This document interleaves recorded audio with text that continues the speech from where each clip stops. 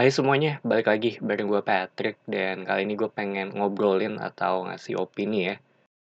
Sebenarnya bisa dibilang gue nggak terlalu nunggu banget ya untuk film ini, tapi karena sutradaranya ada Kak Kimo di balik layar dan gue nonton yang pertama, gue ngikutin kontennya juga, jadinya ya lumayan tertarik, lebih tepatnya ke penasaran ya akan seperti apa nanti filmnya.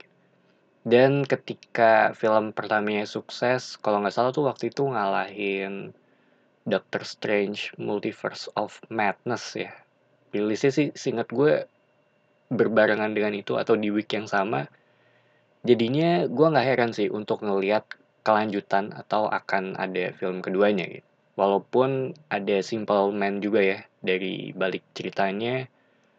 Dan setelah gue nonton trailer untuk film ini, gue nonton yang versi IMAX.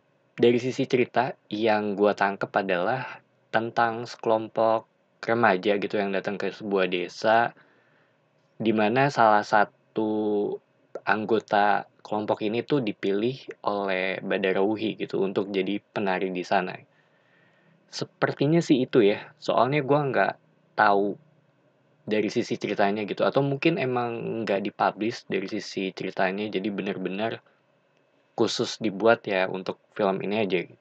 Bukan adaptasi dari cerita yang udah pernah rilis sebelumnya.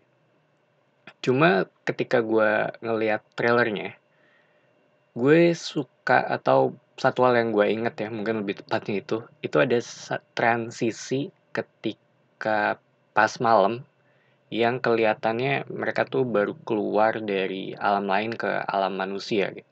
Kalau emang benar transisinya untuk scene itu ya menurut gue itu keren banget sih karena seamless aja dan pencahayaannya untuk scene itu juga dari yang agak gelap ke yang dari yang agak terang ke agak gelap itu menurut gue dapet banget untuk itu.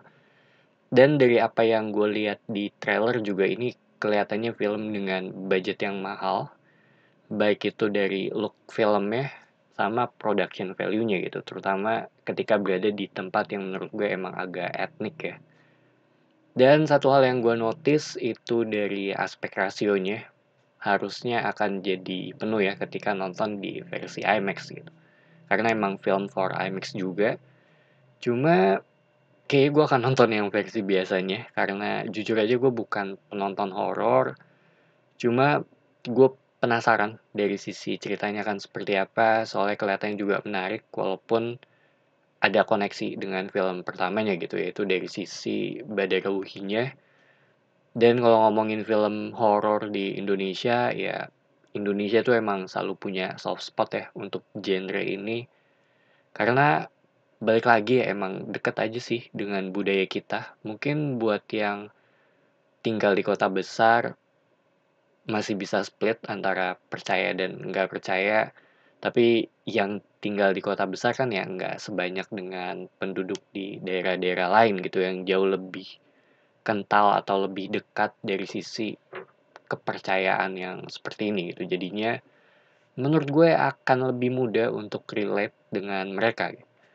Dan ekspektasi gue juga nggak terlalu tinggi untuk film ini, tapi gue suka dengan film Sewu Dino kemarin gitu. Mungkin itu sih jadi salah satu alasan gue ya untuk nonton atau pengen nonton film ini gitu. Karena ada kakimu di balik layar. Minimal ya oke atau enggak terhibur aja udah cukup sih kalau buat gue. Rilisnya juga sebentar lagi di bulan April, di mana akan ada dua film besar kalau menurut gue, yaitu Siksa Kubur dan ini. Harapan gue semoga dua-duanya bagus. Jadi itu aja opini singkat gue. Thank you for watching. It's me Patrick signing off.